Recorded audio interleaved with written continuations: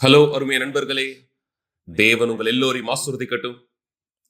பரிசுத்த ஆவியானவர், தேவனுடைய ஆவியானவர் விசுவாசத்தை நமக்கு கொடுக்கக்கூடிய ஆவியானவர் நாம் கைப்பற்றுதலை செய்யும்படியாக அவருடைய வாக்குத்தத்தங்களை அவர் வரட்டும் உங்கள் எல்லோர் மீதாகவும். அதன் மூலமாக நீங்கள் பெற்றுக்கொள்ள முடியும் இந்த புரிந்து கொள்ளுதலை, தேவனுடைய வல்லமையானதை, பரிசுத்த ஆவியானவருடைய வல்லமையானதை, அவர் நமக்குள்ளாக என்ன காரியங்களை செய்கிறாரோ, யாரெல்லாம் அவர் சத்தத்தை கேட்டு கீழ்ப்படுகிறவராய் இந்த இருக்கிறார்களோ அவர்களுக்கு நான் இங்கு விரும்புகிறேன் உங்களோடு கூட பகிர்ந்து கொள்ளும்படியாக இந்த வார்த்தையானதை. ஏனென்றால் நாம் வார்த்தையானதை அதிகம் பேசிக் கொண்டிருக்கிறோம். வார்த்தைக்கு கீழ்ப்படிதலை குறித்தும், அந்த வார்த்தைக்கு விசுவாசமாய் இருப்பதை குறித்தும், வார்த்தையை கவனிப்பது எவ்வளவு முக்கியம் என்பதை பேசுகிறோம். மேலும் நமக்கு தெரியும், துரதிருஷ்டவசமாக அநேக மக்கள், சிலர் அல்ல, அநேக மக்கள் அவர்கள் வார்த்தையானதை விசுவாசிக்கிறார்கள். இருப்பினும் அவர்கள் இதே விசுவாசமானதை தங்களுடைய சொந்த வாழ்க்கையின் மீது வைத்திருக்கவில்லை. அவர்களுக்கு தேவனை பிரியப்படுத்தக்கூடிய விசுவாசமானது இல்லை, துரதிருஷ்டவசமாக. ஏனென்றால் இப்படியான மக்கள் அவர்கள் ஒரு மதத்தை பின்பற்றுகிறவராய் இருக்கிறார்கள். மேலும் அவர்களுடைய மத ரீதியான வழியின் நிமித்தமாக அவர்கள் நினைத்துக் கொள்கிறார்கள், தனக்குள்ளாக, தன் ஆத்துமாவின் ஆழத்திற்குள்ளாக, தங்கள் இருதயத்தின் ஆழத்திற்குள்ளாக அவர்கள் யோசித்துக் கொள்கிறார்கள் அவர்கள் தகுதியானவர்கள் என்று. இருப்பினும் அவர்கள் தகுதியானவர்கள் என்று நினைத்துக் கொண்டிருந்தாலும் அவர்கள் இன்னும் ஒரு வட்டத்திற்குள்ளாகவே நடந்து கொண்டிருக்கிறார்கள். அவர்கள் இன்னும் கஷ்டப்பட்டு கொண்டிருக்கிறார்கள் ஆலயங்களுக்குள்ளாகவும். மேலும் அவர்கள் ஒரு நிலையான வாழ்க்கையை வாழ முடியாதவராய், ஒரு தரமான வாழ்க்கையை வாழ முடியாதவராய், தேவன் வாக்களித்தது போல வாழ்க்கை இல்லாதவராய் இருக்கிறார்கள். அவரை பின்பற்றுகிறவர்களுக்காக தேவன் வாக்களித்தது, தேவன் வாக்களித்தார், அற்புதமான காரியங்களை செய்வேன் யாரெல்லாம் அவருடைய வார்த்தைக்கு கீழ்ப்படுகிறார்களோ. மேலும் இந்த கீழ்ப்படுதலானது விசுவாசத்தினுடைய செயல்பாடுதலாய் இருக்கிறது. இது விசுவாசத்தினுடைய உண்மையான செயல்படுதலாய் இருக்கிறது. எனவே நான் உங்களோடு பகிர்ந்து கொள்ள விரும்புகிறேன் இந்த வசனமானதை மத்தேயு 8ஆம் அதிகாரத்திலிருந்து. எப்பொழுது வேதாகம் குறிப்பிடுகிறதோ, இயேசுவானவர் கற்பனகும் ஊரில் பிரவேசித்த பொழுது நூற்றுக்கு அதிபதி ஒருவன் அவரிடத்தில் வந்து. யார் அந்த நூற்றுக்கு அதிபதி? அந்த நூற்றுக்கு அதிபதியானவன் ஒரு மனுஷன். அவன் அதிகாரத்தை உடையவனாய் இருந்தான். அவன்தான் கட்டளை கொடுக்கக்கூடியவனாய் இருந்தான், ஏறக்குறைய 100 வீரர்களுக்கு. அதனால் தான் அவன் நூற்றுக்கு அதிபதி என்று சொல்லப்படுகிறான். மேலும் அவன் 100 வீரர்களுக்கு அதிகாரியாக இருந்தான். என்ன நடந்தது? அவன் இயேசுவினிடத்திற்கு வந்து இப்படியாக சொன்னான், ஆண்டவரே, என் வேலைக்காரன் வீட்டில் திமிர்வாதமாய் கிடந்து கொடிய வேதனைப்படுகிறான் என்று அவரை வேண்டிக் கொண்டான். இயேசுவானவர் அவனுக்கு பதிலாக, நான் வந்து அவனை சொஸ்தமாக்குவேன் என்றார். நூற்றுக்கு அதிபதி பிரதியுத்தரமாக, ஆண்டவரே, நீர் என் வீட்டுக்குள் பிரவேசிக்க நான் பாத்திரன் அல்ல. ஒரு வார்த்தை மட்டும் சொல்லும், அப்பொழுது என் வேலைக்காரன் சொஸ்தமாவான். நான் அதிகாரத்திற்கு கீழ்ப்படுகிறவனாயும் எனக்கு கீழ்ப்படுகிறவர்களுக்கு சேவகர்களும் உண்டு. ஒருவனை போவென்றால் போகிறான், மற்ற ஒருவனை வாவென்றால் வருகிறான். என் வேலைக்காரன் இதை செய் என்றால் செய்கிறான் என்றான். இயேசுவினிடத்திலே அவன் இப்படியான விதத்தில் பேசின பொழுது இயேசுவானவர் இதை கேட்டார். மேலும் அவர் ஆச்சரியப்பட்டார். இயேசுவானவர் ஆச்சரியப்பட்டார். அவர் இந்த வார்த்தையை கேட்ட பொழுது அவரை பின்தொடர்ந்தவர்களுக்கு அவர் அப்படியாக சொன்னார், மெய்யாகவே நான் உங்களுக்கு சொல்கிறேன், இப்படியான விசுவாசத்தை இஸ்ரவேலிலும் நான் கண்டதில்லையே. இதனுடைய அர்த்தம் உலகம் எங்கிலும், ஏன் இஸ்ரவேலில் மட்டுமல்ல, நான் இப்படியான விசுவாசத்தை காணவில்லை. எவ்வளவு அற்புதமானது என்று பாருங்கள். இதனுடைய அர்த்தமானது இஸ்ரவேல் ஜனங்கள் அவர்கள் உதாரணமானதாய் இருக்க வேண்டும் உலகத்திற்கு. ஏனென்றால் அவர்கள் தான் முதலாவது தேவனுடைய வார்த்தையானதை பெற்றுக் கொண்டவராய் இருக்கிறார்கள். அவர்கள்தான் தேவனோடு முதல் தொடர்பை ஏற்படுத்தினவராய் இருக்கிறார்கள். நான் இப்படியாக சொல்லலாம், அவர்கள் தேவனுடைய முதல் பிறப்பானதாய் இருக்கிறார்கள். இங்கு பூமியிலே மக்கள் தேவனுடைய முதற் பிறப்பாய் இருக்கிறார்கள். இயேசுவானவர் தேவனுடைய முதல் பிறப்பு, தேவனுடைய குமாரன், தேவனுடைய ஜனமாக முதல் பிறப்பானவர்களாய் இருக்கக்கூடியவர்கள் இஸ்ரவேல் ஜனங்கள். இயேசுவானவர் சொல்கிறார், நான் இப்படியான விசுவாசத்தை இஸ்ரவேலிலும் காணவில்லையே. இதனுடைய அர்த்தமானது உலகம் எங்கிலும் வெறும் இஸ்ரவேலில் மட்டுமே அங்குதான் போதிய அளவிற்கு விசுவாசமானது இருந்திருக்க வேண்டும். அவர்களுக்கு இந்த விசுவாசமானது இருந்திருக்க வேண்டும். ஆனால் இயேசு அந்த விசுவாசத்தை பார்க்கவில்லை. ஆனால் இந்த 100க்கு அதிபதிக்குள்ளாக இயேசுவானவர் இந்த விசுவாசமானதை பார்த்தார். இந்த விசுவாசமானது இயேசு ஆச்சரியப்படும்படியாக செய்தது. இதுதான் தேவன் நமக்குள்ளாக பார்க்க விரும்புகிறது. அவர் விரும்புகிறார். இது மிக அருமையானது.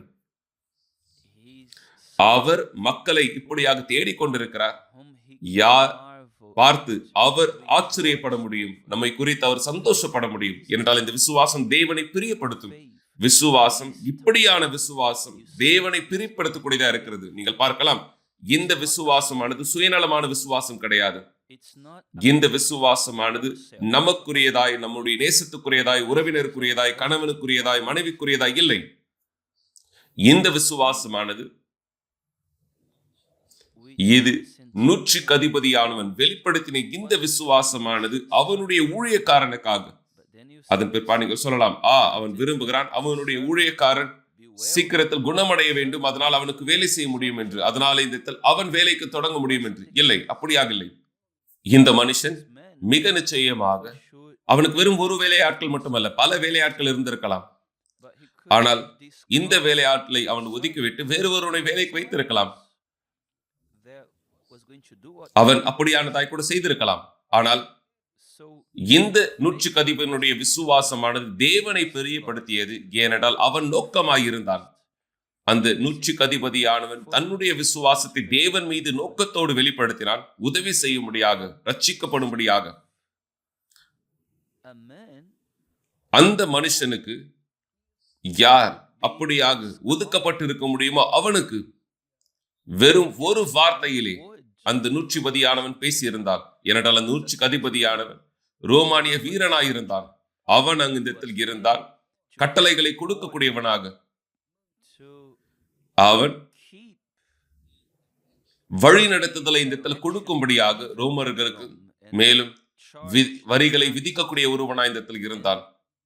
அவன் ரோமானிய விருப்பங்களை இந்த இடத்தில், ரோமானிய வழிகளை இந்த இடத்தில் பின்பற்றக்கூடியவனாய் இந்த இடத்தில் இருந்தான். இஸ்ரவேல்கள் மீதும் கூட. ஏனென்றால் அந்த மனுஷன் அதிகாரத்தை உடைய மனுஷனாய் இருந்தான். ஆனால் அவன் தன்னுடைய வேலையாளை குறித்து யோசித்தான். அவன் மோசமான விதத்திலே கஷ்டப்பட்டு கொண்டிருந்த நேரத்திலே இதுதான் மிக தெளிவான விளக்கமானதாய் இந்த இடத்தில் கொடுக்கப்பட்டது இருக்கிறது. யோசிக்கும்படியாக கூட அவன் இன்னும் அதிகமாய் கூட சொன்னான். அவன் அப்படியாக சொன்னான், ஆண்டவரே, நீர் என் வீட்டுக்குள் பிரவேசிக்க நான் பாத்திரன் அல்ல. இது நிஜம். ஒரு அதிகாரத்தை கொடுக்கக்கூடியவனாய் ஒரு அவிசுவாசி, சரியாக சொல்ல போனான், அவன் ஒரு அவிசுவாசியாக இருந்தான், அதிகாரியாக. எனவே அவன் ஏறக்குறைய துன்மார்க்கமான மனுஷனாய் இந்த இடத்தில் இருந்திருக்கலாம். அவனுடைய வேலையிலே இந்த இடத்தில் மோசமானவனாய் இருந்திருக்கலாம். மிக நிச்சயமாய் அவன் தன்னுடைய வீரரிடத்திலே கொடுமை உள்ளவனாய் இந்த இடத்தில் நடந்திருக்கலாம். எனவே அவனுக்கு தெரியும், அவனுக்கு அந்த தகுதியானதில்லை, அவனுக்கு அந்த நிலைமையானது இல்லை என்று. இது மிக அருமையான ஒன்று, மிக அருமையான ஒன்று. பாருங்கள், அவன் அறிந்திருந்தான் அவன் எதற்கும் தகுதி இல்லாதவன் என்று, அவன் இந்த மோசமான மனுஷன் என்றும் கூட அவன் சொன்னான். அப்படியாக, ஆண்டவரே, இன்னொரு வார்த்தையிலே, நான் ஒரு பாவி, நான் மெய்யாகவே ஒரு பாவி, நான் ஒரு பாவி என்று நினைவு கூறுகிறேன். எனக்கு தெரியும் ஆனால் நான் தகுதி இல்லாதவன் என்று இருந்த போதிலும் கூட என்னுடைய வீட்டின் கூரை கீழாக நீர் வருவதற்கு, என்னுடைய வீட்டிற்குள்ளாக நீர் வருவதற்கு, ஆனால் ஒரு வார்த்தை மட்டும் சொல்லும் போதும் வீட்டில் இருக்கிற என் வேலைக்காரன் சுஸ்தம் அடைவான்.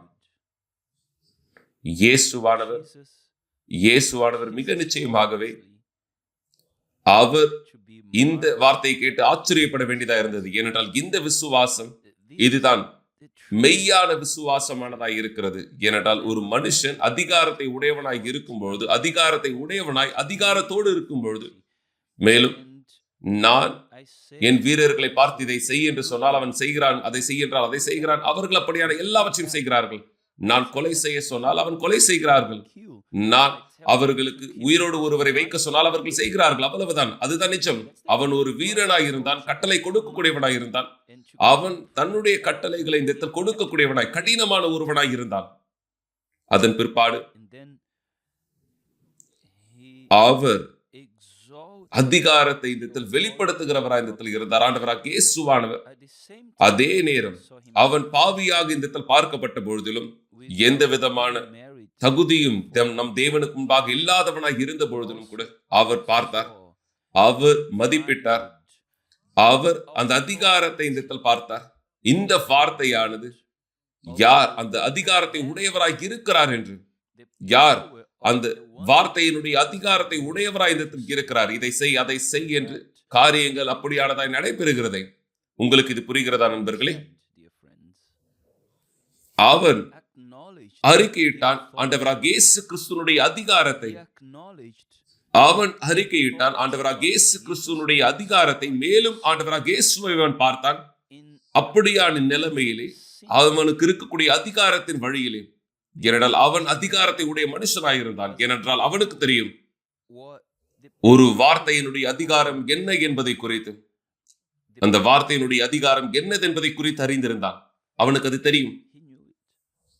மிக நிச்சயமாக இயேசுவானவர் ஏற்கனவே அந்த நூற்றுக்கு அதிபதியானவன் அவரிடத்தில் வருவான் என்று அறிந்திருந்தார். மிக நிச்சயமா இயேசுக்கு ஏற்கனவே தெரியும். இயேசுவானவருக்கு அப்படியான காரியம் தெரிந்திருந்திருந்து அந்த மனுஷன் அப்படியான விசுவாசத்தை வெளிப்படுத்துவான் என்று. ஆனால் அவர் விரும்பினார் அது பதிவை இந்த இடத்தில் வைத்திருக்க வேண்டும் என்று. இந்த நிகழ்வானது அதனாலே நாம் விசுவாசிகளாய் ஆண்டவராக இயேசு கிறிஸ்துவை பின்பற்றக்கூடியவராய் நாம் கற்றுக்கொள்ள முடியும் இப்படியான ஒரு விசுவாசத்தை. மேலும் நாம் நமக்கு அனுமதி கூடாமல் இந்த இடத்தில் இருக்க முடியும். மத ரீதியான தன்மையிலே நாம் நம் வாழ்க்கை நடத்தாதபடிக்கு ஒரு ஆலயத்திற்கு செல்லக்கூடியவர்களாய், ஏனென்றால் சில நேரம் மக்கள் ஆலயத்தை வழக்கமாய் இந்த இடத்தில் கலந்து கொள்கிறார்கள். அவர்கள் நினைத்துக் கொள்கிறார்கள் அவர்களுக்கு தகுதிகள் இருக்கிறது ஏதேனும் ஒரு காரியத்தை பெற்றுக்கொள்ளும்படியாக. மற்றவர்கள் ஆலயத்திற்கு வழக்கமாய் செல்லாதவர்கள், அவர்கள் இந்த இடத்தில் பாவிகள் என்று இந்த இடத்தில் தன்னை அறிக்கையிடுகிறவராய் இருக்கிறார்கள். இவர்களை பாருங்கள், பாவிகள் விசுவாசம் உடையவராய் இந்த இடத்தில் இருக்கிறார்கள் ஆண்டவராக இயேசு கிறிஸ்துவின் வார்த்தையிலே. ஆனால் மத ரீதியான ஒருவரோ, மத ரீதியான மக்கள் நாம் இந்த நாட்களில் அநேகம் பார்க்கிறோம், அவர்களுக்கு விசுவாசமானதில்லை. இயேசு சொல்கிற இந்த வார்த்தையின் மீது அவர்களுக்கு விசுவாசம் இருக்கிறது ஆலயத்தில் இருக்கும்படியாக, ஆனால் அவர்களுக்கு விசுவாசமானதில்லை. அப்படியான விசுவாசத்தை தேவனுடைய வார்த்தையின் மீது பயிற்சி செய்வதற்கும், அந்த வார்த்தையை தேவனிடத்திலிருந்து கேட்டு கீழ்ப்படைவதற்கும். இரண்டால் விசுவாசம் என்று இங்கு பேசும்பொழுது, வேதாகமம் விசுவாசம் என்று இங்கு பேசும்பொழுது இது தொடர்பை ஏற்படுத்தக்கூடியதா இருக்கிறது கீழ்ப்படிதலோடு கூட. அதே விதத்திலே தேவன் இயேசுவானவரை பயன்படுத்தினார். இயேசுவானவர் இந்த வார்த்தையானதை பயன்படுத்தினார். தேவன் உலகை அவ்வளவாக இந்த இடத்தில் நேசித்தார், அவர் கொடுத்தார் தன்னுடைய ஒரே நேசகுமாரனை. அதனாலே விசுவாசிக்கிற எல்லோரும் அழிந்து போகாதபடி நித்திய ஜீவனை கண்டடையும்படியாக. இதனுடைய அர்த்தமானது அன்பானது நீங்கள் தேவனுடைய வார்த்தையிலே பார்க்கிற அன்பானது, தேவனுடைய அன்பானது தொடர்புடையதாக இருக்கிறது கொடுக்கக்கூடிய இந்த வார்த்தையோடு. அன்பு செய்வது என்று சொல்லும் பொழுது கொடுக்கக்கூடியதா இருக்கிறது, அன்பு செய்வது என்று சொல்லும் பொழுது கொடுக்கக்கூடியதா இருக்கிறது. அதுதான் நான் இங்கு கற்றுக்கொள்கிறேன். விசுவாசமானது போல எப்படியாக கீழ்ப்படிதலோடு தொடர்புடையதா இருக்கிறதோ, கீழ்ப்படிதல் இல்லாத பட்சத்திலே அங்கு விசுவாசமானது இல்லை. எனவே இது உணர்ச்சியோடு எந்த தொடர்புடையதும் இல்லை. நான் இப்படி உணர்கிறேன், நான் அப்படியான விசுவாசத்தை உணர்கிறேன், இல்லை, அப்படியானது எதுவுமே இல்லை. யாரெல்லாம் விசுவாசிக்கிறார்களோ கீழ்ப்படுகிறார்கள், யாரெல்லாம் விசுவாசிக்கவில்லையோ அவர்கள் கீழ்ப்படியவில்லை. அதுதான் நிஜமானதா இருக்கிறது. விசுவாசமானது கீழ்ப்படிதலோடு தொடர்புடையதா இருக்கிறது. எது எழுதப்பட்டதா இருக்கிறதோ அதை பின்தொடரும்படியாக. அதனால்தான் தேவன் அப்படியாக சொல்லி இருக்கிறார், இந்த வார்த்தையானது என் வாயின் என்று புறப்படக்கூடியது என்னிடத்திலே வெறுமையாக திரும்புவது கிடையாது, அது தன் வேலையை நிறைவேற்றுகிறதா இருக்கிறது. தேவனுடைய வார்த்தையானது என்று சொல்லும் பொழுது அதனுடைய அர்த்தம் உன்னதமானவருடைய அதிகாரம். அவர் வார்த்தையானதை அனுப்பினார், மேலும் பூமியானது ஒழுங்கின்மையும் உருவம் இல்லாததாய் இருந்தது, அது வெளிச்சத்தை பெற்றுக்கொண்டது, ஜீவனை பெற்றுக்கொண்டது, மேலும் பல காரியங்களை பெற்றுக்கொண்டது. எனவே இயேசுவானவர் அறிந்திருந்தார், அந்த மனுஷனானவன், அந்த நூற்றுக்கு அதிபதியானவன், அந்த வீரானவன், அந்த கட்டளை கொடுக்கக்கூடிய அதிகாரி, அவன் ஒரு பாவியாக இருந்த பொழுதிலும் அவனுக்கு புத்தியுள்ள விசுவாசமானது இருந்ததே. அந்த விசுவாசமானது அவன் கடைபிடிக்கக்கூடியதாக அவனுடைய அன்றாட வாழ்க்கையிலே. ஏனென்றால் அவன் வீரரை பார்த்தபடியா சொன்னான், அப்படியாக செய் என்றால் அவர்கள் செய்கிறார்கள். எனவே அவன் அப்படியாக சொன்னான், நான் இங்க இந்த அறிக்கையிடுகிறேன், உமக்குள்ளாக, உம்முடைய வார்த்தைக்குள்ளாக. இன்னொரு வார்த்தையிலே அந்த வீரனானவன், அந்த நூற்றுக்கு அதிபதியான் இயேசுவினிடத்தில் அப்படியே சொன்னான், கவனியுங்கள், நாங்கள் ஒரு வார்த்தையை நம்புகிறேன், ஒரு வார்த்தையை கொடுங்கள் போதும், என்னுடைய வேலைக்காரன் குணமடைவான்.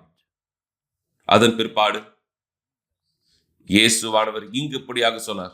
இந்த வசனம் சொல்கிறது, இயேசுவானவர் ஆச்சரியப்பட்டார்.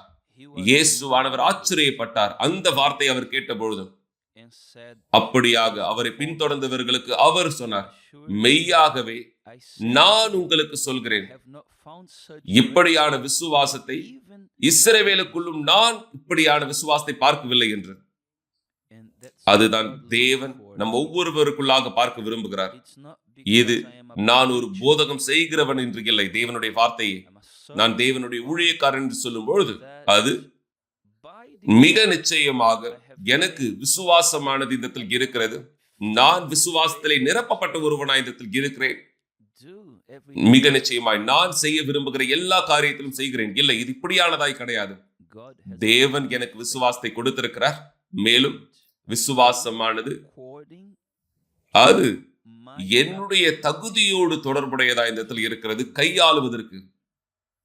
இருப்பினும் மிக நிச்சயமாக இந்த விசுவாசமானது இது அவராலே வழிநடத்தப்படுகிறது, அவரிடத்தில் இருந்தே வரக்கூடியதா இருக்கிறது. நேற்று சொன்னது உங்களுக்கு ஞாபகம் இருக்கிறதா? தேவன் வேலை செய்கிறார் உங்களுக்குள்ளாக அவருடைய விருப்பத்தோடு, மேலும் அதை செய்யும்படியாகவும் அவருடைய நன்மையான வழிகளிலே. எனக்கு இந்த எல்லா விசுவாசமும் இந்த இடத்தில் இல்லை, நான் இந்த இடத்தில் பெற்றிருக்க விரும்புவது. ஆனால் எனக்கு இருக்கக்கூடிய அந்த சிறு விசுவாசம், எனக்கு கொடுக்கப்பட்ட அந்த விசுவாசம் நான் பயன்படுத்துகிறேன். உங்களுக்கு தெரியுமே, ஆனால் கொடுக்கும்படியாக, மற்றவர்களுக்கு தரும்படியாக, மற்றவர்களுக்கு இதை கற்றுக் கொடுக்கும்படியாக இயேசுவானவர் இப்படியான மக்களை தேடுகிறவராயிருக்கிறார். யாரெல்லாம் ஆம் ஆண்டவரே என்று சொல்கிறார்களோ, ஆனால் எனக்கு தெரியும் நான் ஒரு பாவி, எனக்கு தகுதி இல்லை என்று எனக்கு தெரியும், ஆனால் எனக்கு ஒரு வார்த்தையானதை கொடுங்கள், எனக்கு ஒரு வார்த்தையை கொடுங்கள் என்றால் உம்முடைய வார்த்தையானது போதுமானது. மேலும் நான் இப்படியாக யோசிக்கிறேன், இயேசுவானவர் இப்படியாக அநேக ஆலயத்தின் உறுப்பினர்களை, யூனிவர்சல் ஆலயம், தேவனுடைய ராஜ்யத்தின் உறுப்பினர்களையும் சேர்த்து அவர்களை அவர் சந்திக்கும் பொழுது, அப்படியான ஒரு சூழ்நிலையிலே, அந்த நூற்றுக்கு அதிபதியானுடைய விசுவாச சூழ்நிலையிலே, நான் உன் வீட்டுக்கு வருகிறேன் என்று சொல்லும் பொழுது, நான் வந்து குணமாக்குகிறேன், ஆமாண்டவரை தயவு செய்து வாருங்கள் வாருங்கள். அவர்கள் அப்படியான சூழ்நிலைகளை இந்த இடத்தில் உருவாக்கி தன்னுடைய வீட்டுக்கு இயேசுவை கொண்டு செல்ல இந்த நினைக்கலாம். இயேசுவை மருத்துவமனை கொண்டு செல்லும்படியாக, இயேசுவை சிறைச்சாலை கொண்டு செல்லும்படியாக, இயேசுவானவரை அவர்கள் எங்கெல்லாம் இந்த இடத்தில் பாதிக்கப்பட்டவர் இருக்கிறார்களோ, நேசத்துக்குரியவர்கள் இருக்கிறார்களோ அங்கு கொண்டு செல்லும்படியாக.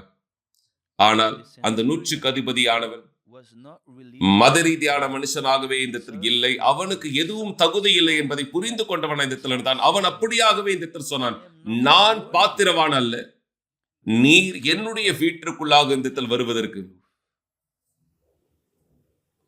ஆனால் நான் உம்மை விசுவாசிக்கிறேன். எது ஆண்டவரை பிரியப்படுத்தியது? அருமையான நண்பர்களே, நாம் எதற்கும் தகுதியானவர்களாய் இல்லை. ஆண்டவருக்கு முன்பாக எதற்குமே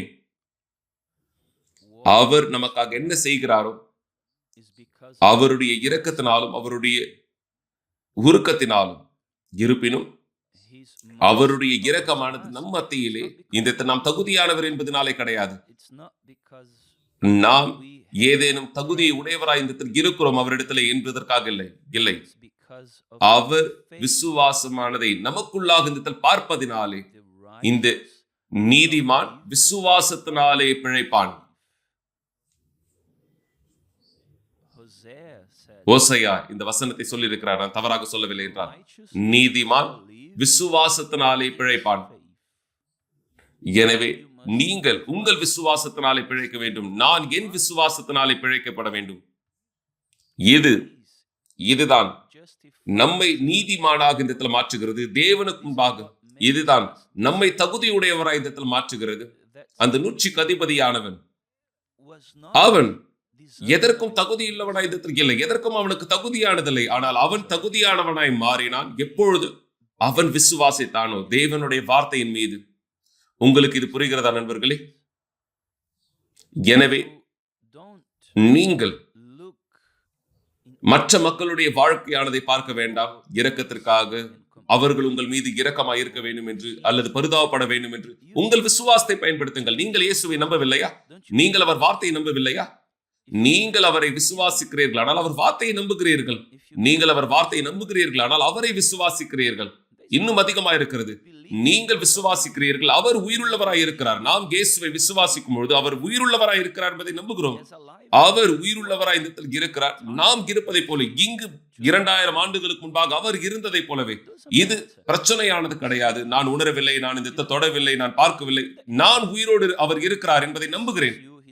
அவர் உங்களை பார்க்கிறார், என்னை பார்க்கிறார், எல்லோரையும் அவர் பார்க்கிறார். அவர் நம்ம எல்லோருடைய தேவைகளையும் சந்திக்கிறார். நம்முடைய விசுவாசத்தினாலே, இப்படிப்பட்ட ஒரு விசுவாசத்தினாலே எங்கு நீங்கள் இந்த எல்லா வழிகளில் விசுவாசிக்கிறீர்களோ அந்த நபரானவர் வெறும் விசுவாசிக்கிறார் என்பதல்ல, இல்லை. அவர்கள் பார்க்க விரும்புகிறார்கள் அல்லது அடையாளங்களை பார்க்க விரும்புகிறார்கள், அடையாளத்தை உணர விரும்புகிறார்கள் என்று இல்லை. யாரெல்லாம் விசுவாசிக்கிறார்களோ, காத்திருக்கிறார்கள், அவர்கள் அதை பெற்றுக் கொள்கிறார்கள்.